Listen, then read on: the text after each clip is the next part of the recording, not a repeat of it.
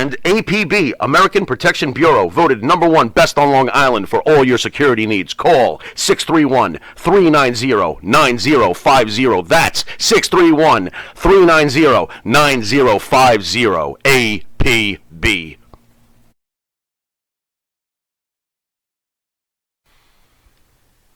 The Monty and the Pharaoh Show is brought to you by... Because wine is your second favorite four-letter word. California wine, New York attitude.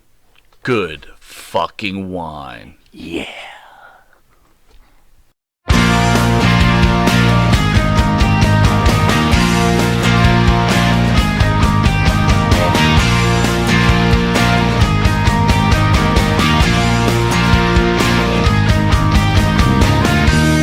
Thinking it over, the things you said to me. Started with something, with nothing, now we leave. So you were with me for a while, but now you're gone. And you know, wherever you go, I'm not far behind. I'm not far behind. Starting all over. Too many times we tried, pulling us under. Our time's been swept aside. So you were with me for a while, but now you're gone. And you know, wherever you go, I'm not far behind. I'm not far behind. Oh. Good evening there, everybody. Matty Rock here on In the Dungeon with Kevin Sullivan, with AA, the Reinforcer, and our friend Cary Silken. Cary, thanks for coming on this evening. We appreciate you, brother. Oh, no problem. It's good to be see some good friends here. How are you, Cary? I'm doing okay, Andrew. I finally recovered. Let's see. April 1st was Ring of Honor, so I left Texas April 3rd. What's today? Today's what, the 13th? I think I recovered by the 10th. You called me the other day. You were checking to see if I had a pulse. Jesus Christ. No, it's good to see you guys. Good to see you too. Cary, let me get right into it. Now that AEW has bought Ring of Honor, yes, and even before that, when you sold Ring of Honor, you know, there are some people that don't get the credit in the wrestling business they deserve. I can't do you justice, but could you start naming guys that started with your company, or if they didn't actually train with your company, that was where they got their break? Because this is amazing. CM Punk, Low Key, Bryan Danielson, Nigel McGuinness, Samoa Joe, Roderick Strong, Jamie Noble, Austin Aries, the Briscoe brothers, Jay Lethal. Let's see. Oh, Tyler Black, Seth Rollins, Eddie Edwards, Davey Richards, Matt Sydal. Want me to keep going? Yeah, you love it. He's like, yeah. Adam Cole, Kyle O'Reilly, Homicide, Delirious. You know, then we can move on to the later, the Young Bucks, my good friends. Yep. And the list goes on and on. Well, let me ask you something. Is it like a bittersweet feeling that you were able to find your dream, accomplish your dream, get guys involved in the wrestling business where they've gone way past probably where you thought they were going to go, yet you don't get the recognition you deserve on these guys? Well, And it's you're not that kind of guy. You're not trying to get attraction to it's yourself. all subjective. I Yeah. mean, I was never in like a position of glory. Kevin and Andrew and Matt, I looked at myself as a producer. I didn't get involved in the booking. I did, but I needed to. It's like, movie produced by Cecil B. DeMille. Boy, is that old time. Movie produced by whatever, Martin Scorsese, right? So it's like, so what are the jobs of the producers? Well, they're supposed to get like the best people. We're talking movies or theater. You're going to get the best actors, the best lighting people, the best carpenters, the best musicians, so on and so forth, the best truck driver, whatever. Yep. So that was so in my time in Ring of Honor, early on with Gabe Sapolsky, then Adam Pierce, then Delirious Hunter. And I would say like, hey, so-and-so I'm not crazy about, or I think you should maybe try so-and-so, but I let them do their thing. And I was more interested in, how the thing looked.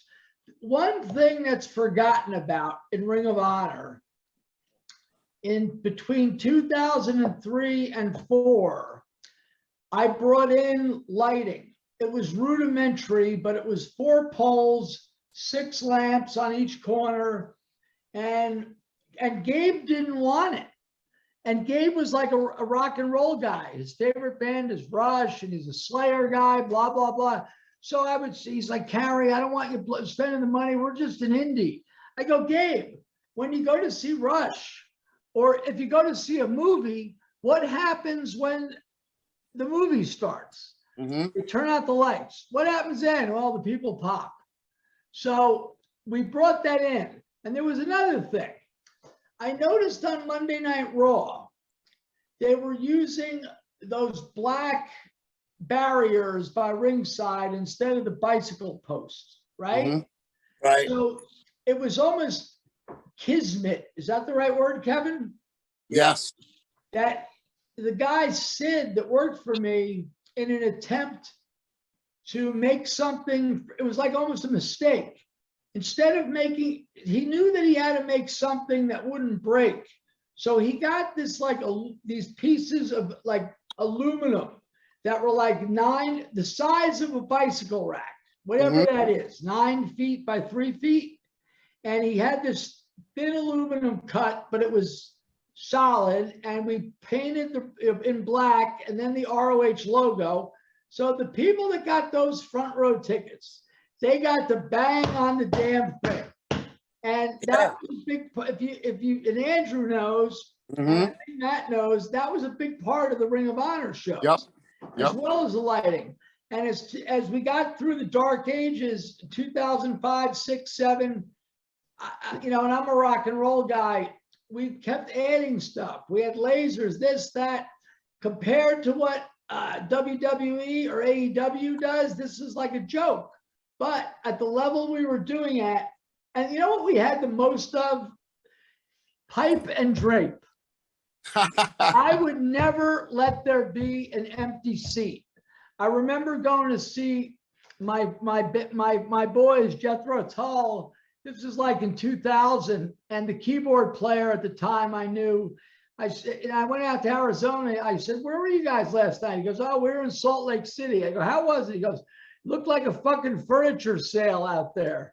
Oh my God. Right. They had a half a house. Yeah. But in my case, if we were in Dayton, Andrew, Kevin, Matt, if we had 400 people, you would not see an empty chair. Yeah. So I tried to do all that. And I don't know, Kevin, I felt I've gotten enough credit or recognition. It's all good. Yeah, well, good. One of the things that I noticed that you were heavy on perception with that, how people perceived it, seeing whether the seats were full or not. That was a big factor in Ring of Honor. It never looked like it was empty, Well, Kevin will tell you, and Andrew, you've been all over the world. WCW, WWE, whatever, sometimes they have 3,000 people for TV. You ain't gonna see an empty seat. Nope. Nope. You They know, bring and people down. you know, when Ring of Honor was, you guys were busy, but April 1st with the Ring of Honor show with Tony Khan, there was 22,000 people in a 3,500 seat setup, Mhm. but he knew how to light it, or they knew how to light it.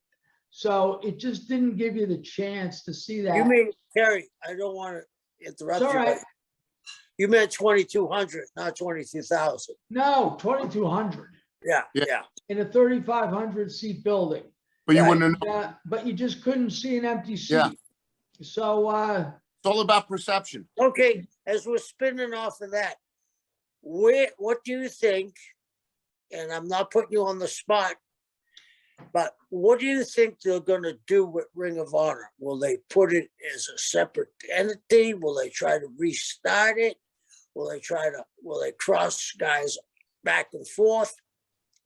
you What do you guys know as much as I do, legitimately. And I spoke to Bobby Cruz. He called me. He was there last night because they had the Samoa Joe Minoru Suzuki match. And Bobby's asking, like, you know, he'd like to know he has a job, just like all of us would like to know what we have. And I don't think they're ready yet. But to answer your question the best I can, I'm just guessing. It's going to either be 2 weeks, 2 months, or 6 months. Yeah. And when Tony Khan finds a space to put this on cable TV or maybe just YouTube, I think the Ring of Honor will roll out. It'll be its own. This is just Cary Silken dreaming. It'll Right. be its own separate entity. And hopefully there won't be cross-pollination. I was very happy to see last night, and I spoke to him earlier in the day, and I know, Kevin, you like this guy, and Andrew, you guys, Dalton Castle Great guy. is coming in to wrestle Jonathan Gresham Friday in Texas for the ROH World's title. So that's good. Look, we're in a lot better hands than we were a few months ago. Yeah. So, I mean, I like that idea that you said too. Separate entity, keep them, don't cross-pollinate, and maybe build them up and go for a Super Bowl, best 4 out of 7. Like a year from now. Like a year. Yeah. A lot of people were speculating that it was going to be another ECW, like when it fell into Vince's hands. That it was a flash in the pan, you know? Right. Well, it could, I mean, I don't know. Once again, I don't want to speak for Tony, but for everything I've heard and everything I've seen, he has some respect for pro wrestling, and I think he's going to do the right thing, for lack of a better way to put it. That's awesome to hear. That's awesome to hear. But I don't know. Yeah, But, yeah. Kerry, I agree with you too. He respects pro wrestling. He was a huge fan, like all of us were huge fans. Yeah. Or we wouldn't be doing Yep. this. You wouldn't have posters on your wall. But I do like the idea, like you said, don't cross-pollinate, make it a separate entity. Mhm. And then they can build angles into when it's almost time for them to start working with one another. There would be so many different things they can do, because I was reading that book on the Sheik just recently. Well, yeah, I spoke to that Brian Solomon, and I haven't gotten it yet. It's got to be fascinating. It is. It's fascinating. Fascinating. He was very, very kind to the Sheik too. Wow. So Well, Kevin, you must have known the Sheik. He was friends with the. Well, when you read the book, you'll see how many times I'm in there. Huh. I mean, I don't remember you working in Detroit much. No, but I got fired in Florida one time because they kind of thought I I was going to do something. Like I was working with Mario when I was booking in Florida, and I was trying, because Mario was in our towns with his TV, actually had better channels than us. And then somebody got in their ear, and I got fired. And about 3 days later, I get a phone call from the Sheik. I worked with him one time when Barnett started going to Ohio and West Virginia. Sheik brought me into work with him in Charleston, West Virginia. And other than that, I hadn't even I'd never talked to him in the dressing room, you know? And he called me, he said, man, this happened to me before too, man. He said, I'm going to offer you something. You can take it if you want. Up until that time, it was the most guaranteed money I ever made in my life. Not only did he give me a big guarantee, it was going up. Kevin, what year are we talking about here, please? This is 86. Okay. I went up to, he had Ontario out of Detroit too, right? And I went to Ontario.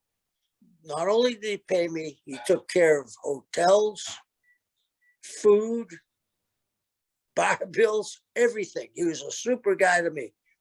And that's, me and Mark went together, and Mark had either the second or third match that Boo ever had. I had matches with him too. So I never forgot what he did for me. I'd book him in Japan. I went with him to Japan, but I booked him in Florida. I booked him in Hawaii with me. I booked him in the Bahamas. ECW, I got to work with him. So he was And where was that? Which company in Japan? This is when he got to Onita, FMW. Okay, I thought as well. Yeah. Because Anita was talking about the Sheik the other day. What? Anita was talking to me about the Sheik and you the other day. How you brought Sheik in Japan. So I was pretty much sure it was FMW. Yeah, and he was a great guy. You know, and I've heard other stories about bad payoffs. You always heard the story about the Funks, and a bunch of guys went in to help him in Detroit, but he wasn't there that night. He was either hurt or something. And his son comes in and says, you're not going to believe it. You're not going to believe it. They robbed the cash box at the office, you know, so it wasn't, but I can't remember in the book, and I read it. He was very kind to him. And I really appreciate it because, hey, for the problem, what happened, Cary and Andrew and Matty, see if you think I'm right, Cary. In the because you're a historian. In the 50s, the promoters were promoters. There was very few wrestlers that were promoters. If they were, they ran the towns for the promoters. Right. Then after when Vern got it, Fritz got it. Eddie. Yeah, but Eddie was the only one that retired. Eddie retired at 40. Okay. 40 years old, because he saw what those other guys did. Vern stays world champion, and he was a shooter and all that, but he didn't look the part anymore at 55. So you think it was better to have these guys that were truly promoters as opposed to wrestlers? Yeah, because that's where I was going with this. The only one that stepped aside was Eddie, and he was 40 years old when he retired. He came back for a special referee, and one time me and Mike were wrestling the Samoans, and Mike really hurt himself in a motorcycle accident, and then he comes and defended the belts. And here's the crazy thing. He comes to defend the belt with me, he does the job. So he was the only one, whether it was, like I said, Vern, Freddie Blassie in California. You know what I mean? They all, you know, it's hard to get where they were. They didn't want to give it up, but they weren't helping the younger guys. Right. And that's what jumped out at me in this book, where I've gone a long way around to get to it. He keeps on saying in the book, wrestling's was looking for the next big thing. We always want something new, Cary, right? Right. And that's what they stymied in those territories a lot. They Well, stymied. didn't the Sheik essentially kill himself by this winning streak? He killed 2 territories. He had a But he had a 7-8 year run of huge business. Yeah, but he didn't. And then when he tried to change, he should have had, in my head, he should have had a line where he said, when I hit this in Cobo Hall, I got to really put some brain power in this and give the younger guys. He went to Toronto, and not only that, when he went to Toronto, he had like 146. Right, and the Andre the Giant, when he he beat Andre. killed him. And not only that, Cary, guys, his matches were going like 4, 5, 6 minutes. You can't do that every show. Yeah. You know, and that's what, and he did that to Detroit too. And hey, he was smart for a long time. Like the Bruiser came in on top of him, tried to take the territory from him. You know, the Bruiser was next door in Indiana. And Sheik beat him. And then Sheik was smart enough to understand they could make money. But they came together and had these big blow-offs in Detroit and Indianapolis and the other towns around each other's territory. But there was never a deciding fall taken in any of the matches. No. Yeah. People got sick of it. Their ego's too big. Their ego's too big. So sometimes I think that that's why it's funny to think of it now, because he wrestled at WrestleMania. Vince, maybe that's why it was so easy for him to steamroll across the United States, because he was not worried about himself. Well, I don't know if it was easy, but speaking of old time promoters that weren't wrestlers, do you guys mind if I ask a question? Absolutely.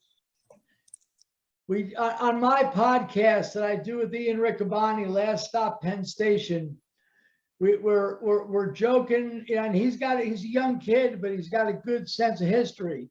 And Andrew, I'm going to bring up a name that you might not even know. Okay. And it's okay, because it's in the distant past. Okay. Matty might know. Andrew, do you remember? Are you old enough to remember when Jack Tunney was the? Yeah. Right. Yes. Who was the president of the WWF before him? Yep. Do you know who the president was before?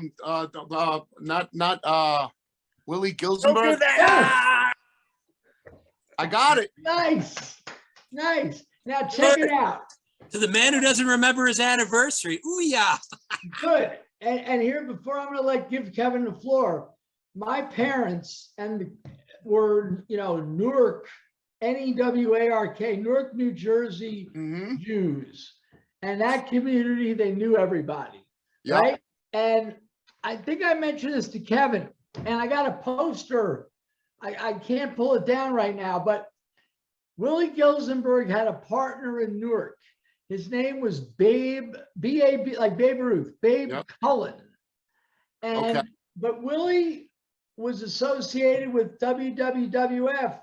I think he got thrown out of New York State for a while for some shady boxing matches. But before I let Kevin share his experience, I would see it. They would have him on TV once every 5 months, 6, 7 months. It'd be just like I declare this match a Texas death match. Now, wasn't Willie partners with Gorilla Monsoon and Yeah. He was involved with Arnold Skull, but check it out, Andrew. Well- We go to the Ritz Theater in Elizabeth, okay, and it's like 1975 or 6. We're high as a kite, stoned out, right? Oh, having fun.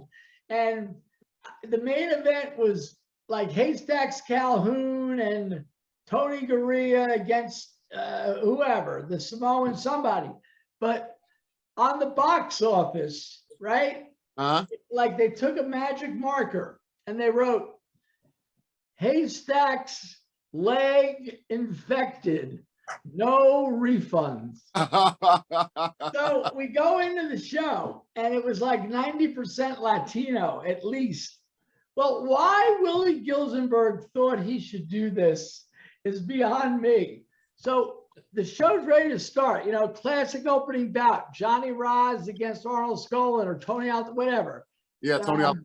And Willie comes in the ring. And I shouldn't make fun of him because I almost tripped in Texas over the ropes. I can't move that good. So Willie trips on the bottom rope and falls down. Oh my God. And he gets up and he's like, give me the mic, God damn it. Give me the mic. And he's like, so remember those little you guys are all old enough to remember those little orange juice cartons? Yep. Right? So they either had orange juice or beer. That's it. That's great. So they were throwing. That. So Willie's like, stop it. I'll close this fucking down. I stopped here to tell you that Haystacks Calhoun is not here and you're not getting your fucking money back. So fuck y'all. Kevin, sorry for that long rant, but tell me about Willie. It seems like after that, the time was to go to Krug's and then have a few burgers, right? Right. Well, let me tell you about Willie. Willie used to come in the gardens, but he'd have to hide. He wouldn't, because he was barred from any sporting event in New York. And the thing was, if you go back, this goes back to, remember Raging Bull movie? Yep. When he put Johnny Saxon over? Yep. Do you remember that? Do you remember that, Cary? Yep. Yes. I remember. You remember the movie where he puts Johnny Sax over? Yes, of course. Robert De Okay, Niro. Sax. Okay. Willie had some part of that promotion, that fight in Cleveland.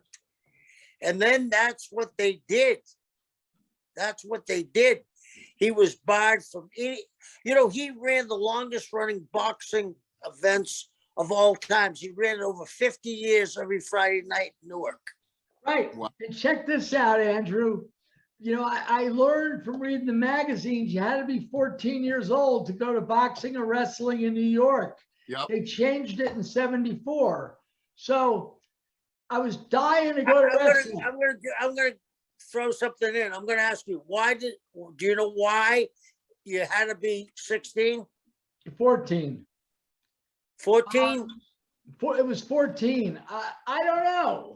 I know why, because of the riots. Yeah, exactly. The riot with Bruiser and So Rocca. I would be watching wrestling at 10 years old and I'd hear the ads. And now once again, my parents were old Newark Jews. This is 1966. The city of Newark was bad. Yeah, and really. I said to my father, hey, Dad, they said wrestling's coming to the Newark Armory. He's like, yeah. We're not going there. Yeah, we're not going. That's great. We're not going. Coming to the Patterson Armory. It's 1966. He's like, we're not going to Patterson. No. But anyway, I'm sorry, Kevin. Willie.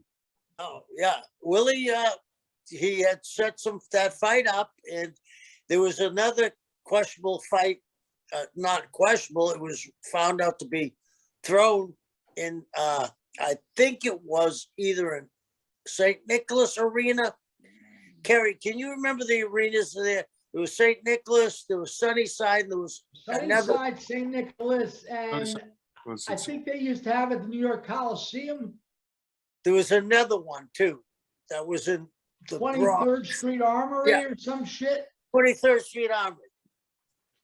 He had thrown, and there was like I think it was a Nino Valdez fight. Do you remember that name? No. He No, was a Cuban. He was actually, Patterson ducked him the whole time he was champion. He's the guy that stopped Danny Hodges' winning streak at 14. Wow. Okay. Yeah. wow. You know, speaking of armories, I got to tell you a funny story. My grandfather on my mother's side passed away after a wrestling show at the Jersey City Armory Another fine facility. on another fine facility, April 1st, like 1964 or 63. He died of a heart attack there. April 1st, listen to this, April 1st, 1992, 1995, I'm wrestling in the Jersey City Armory. And you know what my aunt says to me? She says, I don't want you to die of a heart attack like your grandfather did. Have a good match. In the family with that place. Andrew, the last show I saw in Jersey City was the IWA with Eddie Einhorn. Yup, I remember that. And he was trying to take over the world. But Kevin, I never let you really tell it. Did you have any interactions with Willie? Oh, he would say hello, but he'd be ducked into the corner. I mean, this was a shoot. They didn't want anybody to see him. And he would mostly, in the gardens back then, if you were looking at the door, looking out, turned around, coming back to the dressing room, on the left-hand side, Vince had Senior had his office back there. And Willie would stay in that darkened corridor. You know, he wasn't being seen by the athletic commission. Would have stirred things up. Yeah.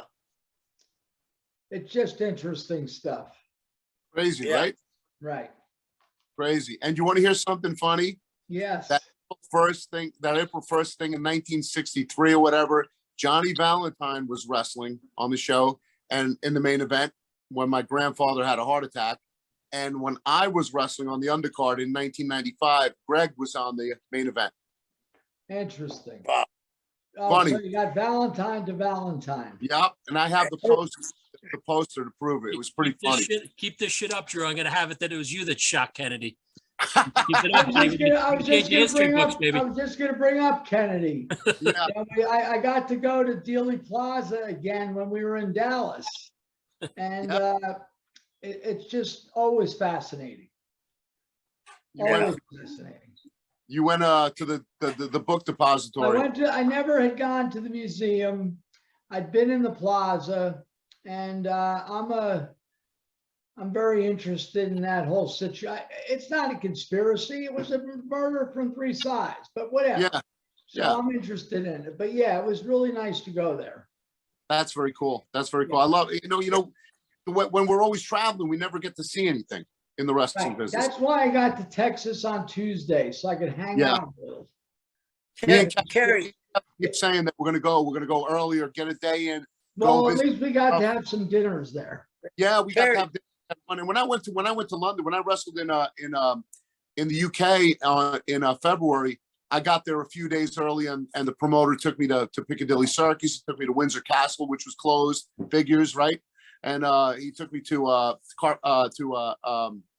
what is it? The Big Abbey over there. Big Ben. Big Ben was under construction. Oh, He was reconstruction. Can you figure that out? Right? bitch. Right? So it was That was pretty. his way of telling you to stay home, bro. Yeah, I think so. Right? Like, Mr. Anderson, we'd prefer if you'd not come back. No, Hey. and on that note, guys, I'm going to take a quick break to hear from our sponsors. So, folks, we'll be back in a couple of moments. All right, ladies and gentlemen, we are back with the action with our special guest, Cary Silken. So, as you were saying, gents, hey, Cary, I got a question for you. You were talking about all those little arenas, right? Yes. Did you ever go to Madison Square Garden Bowl? Well, that was before my time. That was in Oh, Queens. That's what I was asking you. That was torn down early, Gary? Yes, that was in, from what I've read, it was in Queens. Really? Yes, yes, Andrew. Don't feel bad. It's like from, I think, the 30s, 40s. Wow. Yeah, they had a Madison Square Garden Bowl, like in Astoria, kind of. Wow. But yeah, no, I never went there. Well, you must have went to Roosevelt Stadium. Well, yeah, I saw that match at Roosevelt Stadium Stadium. with Eddie Einhorn, but my first live wrestling, even though they had that 14-year-old rule Uh-huh. that was enforced at the Garden, my Uncle Henry, check this out, and you'll know this name, Kevin. My Uncle Henry says to me, I said, "Oh, Uncle Henry, I want to go see the wrestling, but I'm not old enough." He's like, "Oh," he goes, I'll call my friend Manny." Well, he was calling Manny Hecklin, who ran Sunnyside. Yep. Now, Sunnyside Gardens was in 45th Street, Sunnyside, Queens. And this was 1967. And so Henry calls back a couple days later. He goes, "Oh, we're all set up." Manny said, "Fuck them. We don't follow the age thing." And they didn't. And I wasn't the only kid there. That was 1967. What a card. Arnold Skolin, Johnny Roz, Miguel Perez, Angelo Savoldi, Bull Ortega, Luke Graham, Tank Morgan, Spiros Arion. It was wonderful. Wow. Kerry, that Sunnyside Garden, right? I used to love to work there. You know why? I would catch the Amtrak from Boston. That's a beautiful trip. You go right on the coast of Rhode Right. Island, and I would get off at Grand Central. I'd Right. go upstairs. Like the 7 go train. upstairs. Yeah, 2 stops, get off, walk right down the stairs, and there's Sunnyside right in front of you. It's always been a very good neighborhood. Yeah, yeah. Yeah, it's sad that these kind of things, I mean, whatever. It's sad that everything is what it is, but these were great staples, you know? I just passed by the old Roosevelt Stadium just now on Kennedy Boulevard. What's couple- there? It's condominiums. Now, You know, I saw Kiss there in 1976. I got you beat. I saw Crosby, Stills, Nash, and Young the night, Wow. no, wait, the night Nixon resigned.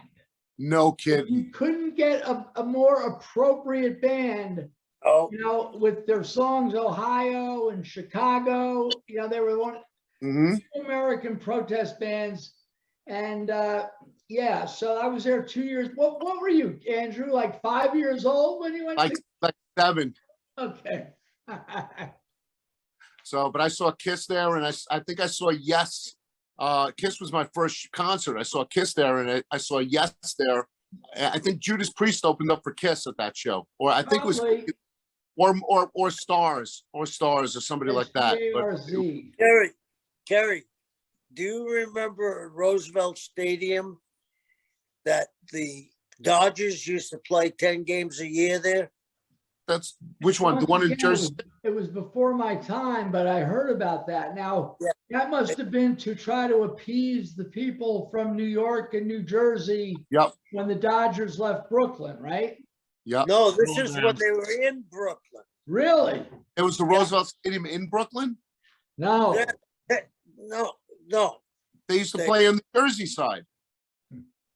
they played 10 games a year. It's like this. When the NBA, when I was a kid, you could buy an NBA game for $3,000. Nobody remembers, they all remember Will Chamberlain scoring 100 points, right? But nobody remembers where it was. It was in Hershey, Pennsylvania.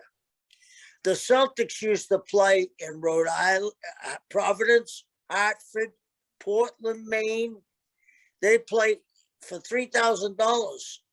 And that's back in the day, too, was the reason why the Dodgers were playing over in Roosevelt Stadium. What I've read was Robert Moses.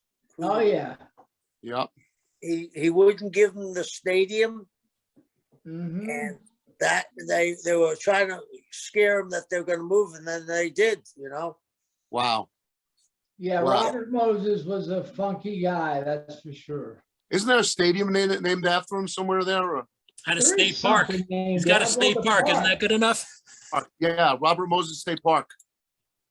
Yep. Yeah, Wow. he's an interesting cat, that's for sure. But yet he sort of formed, he sort of formed the infrastructure of the city in Long Island. Yeah. I'm sure his pockets were being lined, but of course. Yeah. And he did the World's Fair. Right. He designed the World's Fair. Wow. So, 69, right? It's still there. It's still there today. 64. 64. 64 World's Fair. Yeah, it's still I there today. remember my parents took me, I was 8 years old, and it was so busy and so frustrating. And I remember there's I don't remember a lot from this era, but I remember standing on line with my father and mother, like just to get a hot dog and a drink. And it just sucked. It just fucking sucked. They didn't have it organized. We were probably there on a Saturday afternoon, but my parents were good people and they just wanted to take me. Yeah, my parents did that. We literally lived 1 mile from Palisades Amusement Park, growing up in Clifton Park. And I remember as a kid going on that roller coaster that they put the tarp down on you. Yep. You couldn't see what the hell was going on. I think that was the first time I legitimately shit myself in public. Yep, and then you got mad and you I did burned it the the fucking other place day. down, right? See, he just admitted to burning the place down, Kev. We That heard was it. cowards. I knew it, you bastard. I knew it. Kevin, were you ever at Palisades Amusement Park? no, but I remember the song. The I song. lost my hat at Palisades Park. Yeah. Play Yeah. all day or after dark or some shit. Yep. Yeah, Like Gary. Hey, how was the Jethro Tull band? The concert that I missed. Oh, the Martin Barr show? Yeah, He's the guy that was with them for, Yeah. 40 years. that was all his solos and Aqualung and everything. Right. Whether it's Aqualung, Locomotive Breath, whatever, Breath. it was him, Awesome. him and Ian. So yeah, Yep. it was wonderful. Next Oh. year, Andrew. I'll be there. All right. I'll be there. God willing, we're all alive. We'll be I there. hope so. Hey, don't be killing anybody there, Bubba. No, I'm just No. saying, you know these days, So I'm not All going to right. ride New York anymore. Well, thank you guys for letting me on with you. Thanks, Gary. Gary, I love you, man. It was great having you on the Hey, show. It's a Ke- very big Kerry. honor, massive honor for us. Yes. Let Kerry plug this podcast, Drew. Oh yeah, Last Stop Penn Station. There's plenty of episodes. If you like to hear about New York City in the 70s, 80s, and a lot of pro wrestling stuff, but it's built on characters. Mm-hmm. And we've got 4 characters here. Yeah. Kids don't understand. These 16, 17, 15, 20, 30-year-old kids, if you're staring at your phone all day, how are you going to develop, what's going to happen to crazy Louie down the street? Right? Yep. What's going to happen to old farting Uncle Joe? Everybody had It's going to be nothing. Yeah. Don't make the millennials crawl up into a ball and cry, Cary. That's you don't Well, want that. so Last Stop Penn Station, there's plenty of good stories. New York, ticket scalping, lot of fun stories, and a lot of stories that I describe as fun, but they were very rough. Wow. So I'm sure they were. I love you guys. Thank you. Thank you, Kerry. Much For being- appreciation. Everybody have a good night, and much love to Monty and the Pharaoh Oh, for hold having on. us. Carrie, before you go away, Carrie, Yes, you're a cigar aficionado. Well, remember those cigars I gave you the last time? very Couple of- good. They were from Matty. Matty, we're gonna go Matty, to. thank you. You gotta let me know what you're used to smoking, Karen, and I'll take care of you. I usually like Padron anniversaries, but I've been taking it easy lately. And I've been smoking more of a Connecticut wrapper. I got you covered on both sides, brother. I'll text All you right. and grab your address. Thank you, bro. You got it. See you Gentlemen, guys later. have a good night. Love you, Much love buddy. and stay safe. Kevin, take it easy. Andrew, Guys, take care, good. man. Love you, bud. Love you Love too. you guys.